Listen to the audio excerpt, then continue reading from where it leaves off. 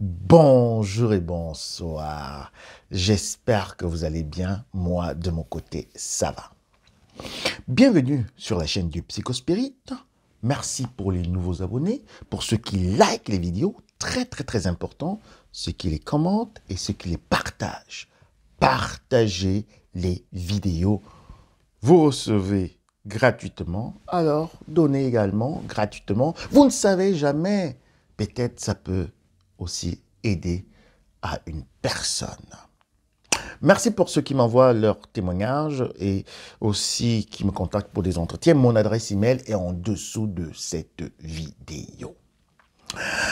Alors aujourd'hui, nous allons parler d'un personnage très effacé, un personnage qui est à la fois là et qui n'est pas là. Un personnage qui est en même temps la victime, mais qui est également le bourreau. Un personnage qui essaye un peu de manger à la table du diable et à la table de la divinité de lumière. Un personnage qui est là, qui observe tout ce qui se passe, mais ne dit mot. Un personnage qui est là également dans le noir et qui tire les ficelles de la manipulation. Un personnage que le vice-versa a dénommé le papa castré, le papa bêta, le papa hyène de la famille dysfonctionnelle, cette meudienne de carnivores, de charognards et aussi de nécrophiles. Oui, il s'agit du papa castré. Vous savez, selon le vice-versa, vous connaissez la construction déjà avec la maman hyène, papa castré, l'enfant roi, et aussi les moutons noirs, le bouc émissaire. Dans cette famille, on aura deux personnes en fait qui vont plutôt se placer en avant, qui vont montrer et démontrer à toute la meute, à toute la famille, qu'ils dirigent ce bateau qui va aller à la dérive, qu'ils dirigent toute cette meute et qu'ils peuvent justement décider de la vie et de la mort des enfants de la meute. Nous avons la maman alpha, la maman hyène. Nous avons également l'enfant oméga, l'enfant roi. Et à première vue, on se dirait, voilà, ce sont les deux personnes qui sont, on va dire, des méchants. Hein. Ce sont eux les pervers, sont eux les manipulatrices, ces deux femmes. Bien que nous pouvons aussi avoir l'enfant roi qui sera un garçon, mais dans les schémas, on va dire, typiques, hein, selon le vice-versa, je précise bien, nous avons une grande sœur. Donc, on se dirait et on croirait bien que c'est la maman alpha avec l'enfant oméga qui dirige toutes les opérations de zombification, de manipulation, d'intrigue et aussi de frustration de cette famille. Mais on oublie justement ce personnage qui est entré justement dans l'ombre, mais qui a tellement aussi profité de l'ombre de la maman hyène qu'il est finalement entré dans les ténèbres et est devenu un petit enfant des ténèbres. Et c'est le papa bêta. Vous savez, quand vous êtes dans ce genre de famille, vous avez déjà compris que votre maman, c'est une manipulatrice. Votre maman, c'est elle la déesse. Votre maman, c'est elle qui donne les ordres. C'est elle qui commande. C'est elle qui est toujours là pour manipuler, en fait, les frères les uns contre les autres. Vous avez également compris que votre grande sœur, l'enfant roi, est aussi là en train toujours de motiver, de soutenir et de jouer, d'allier vraiment de taille à votre maman, afin que celle-ci puisse justement avoir cette posture de dominant, cette posture aussi de maman intrusive dans la vie de vos frères et sœurs ou de toute la famille. Mais vous oubliez souvent le papa castré, le papa bêta. En fait, le papa bêta, on va le considérer selon le vice-versa comme il est une hyène, mais si on va dans sa personnalité profonde, on va constater que c'était un petit enfant aussi de lumière. C'était un petit zèbre, mais qui a poussé des cornes et il est devenu le zèbre à cornes.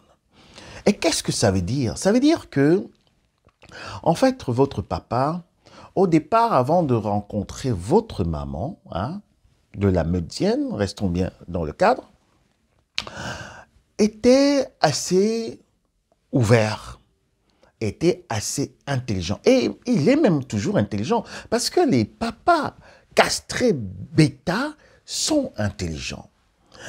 Et ils sont surdoués. Il ne faut pas l'oublier. C'est pour cela que je parle également de sa personnalité de zèbre, de petit enfant de lumière, au départ de sa condition d'entrer en relation avec votre maman. Il a aussi eu besoin d'amour. Il a eu besoin d'affection. Il a eu besoin aussi de pouvoir s'affirmer dans la société, d'avoir justement une partenaire. Et de son côté faible, de sa vulnérabilité, de son manque d'amour, son manque d'affection, il a été vite repéré justement par la hyène dominante, la maman alpha, votre maman. Et c'est comme ça qu'ils sont entrés en relation.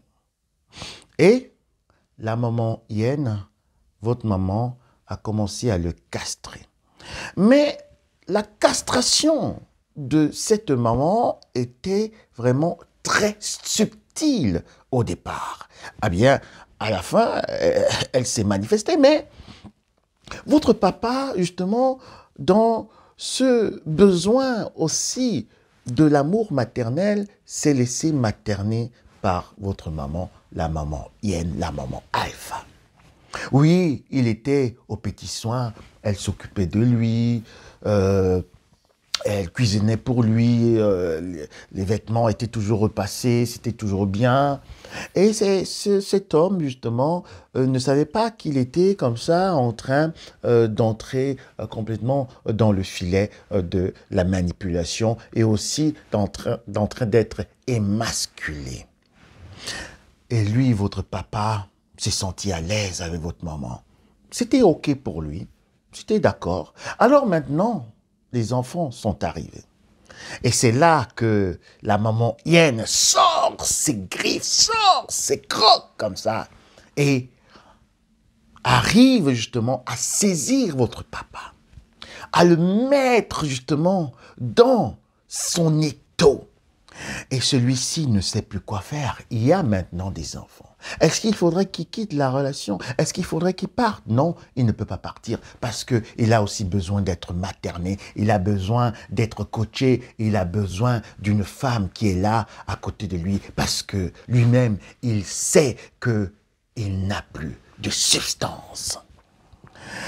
Et votre papa commence justement à observer la manipulation que la maman exerce sur ses enfants. Il commence à voir comment la maman hyène monte en autorité, en grade, comment elle domine toute la famille. Parce qu'il y a encore des enfants qui arrivent et qui se succèdent comme ça dans la meute hyène.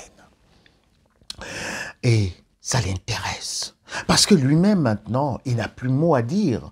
On l'a déjà complètement vidé. Donc, il est obligé de suivre la maman.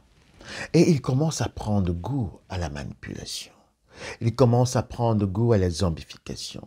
Il commence à prendre goût, justement, à son rôle, en fait, de double complice. Donc, de celui qui soutient la maman et de celui également qui soutient ou qui fait croire aux enfants qu'il les soutient. Et c'est pour cela que je vous dis que le personnage, justement, du papa castré est un personnage, une personne en fait très dangereuse et très malicieuse.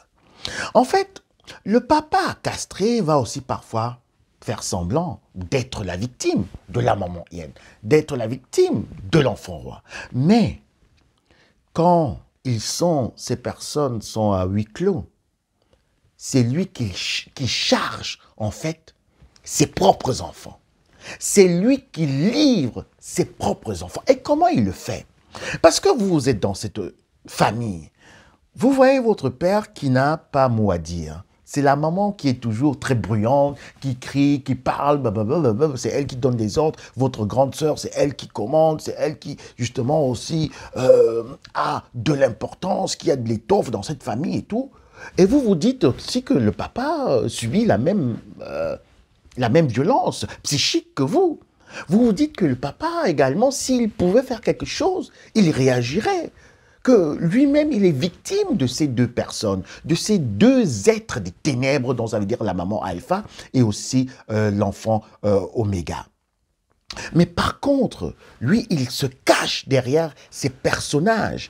Il est là comme le cheval de Troie. Donc pendant que vous êtes un enfant qui pensait que votre papa est également souffrant ou bien souffre de cette manipulation, vous ne faites que lui ouvrir les portes et vous devenez également son confident. Et vous allez chez votre papa castré, vous lui dites, écoute, papa, maman, elle est vraiment très méchante envers toi. Maman, elle est vraiment très bruyante. Maman, elle fait vraiment des coups bas à Thierry. Elle fait des coups bas à Mathieu. Elle fait des coups bas à Annabelle. Elle fait des coups bas à Mirabelle et puis Anastasie. Elle fait des coups bas à tout le monde. Mais vraiment, je ne sais pas, papa, il faut réagir.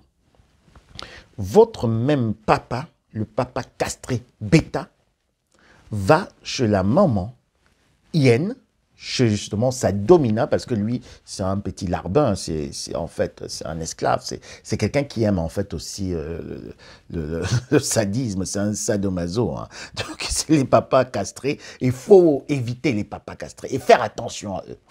Donc, il va chez sa domina et puis il dit, écoute, tu sais ce que ta fille est venue me dire? Elle est vraiment très insolente. Elle vient me dire que comment tu te comportes comme ça, comment...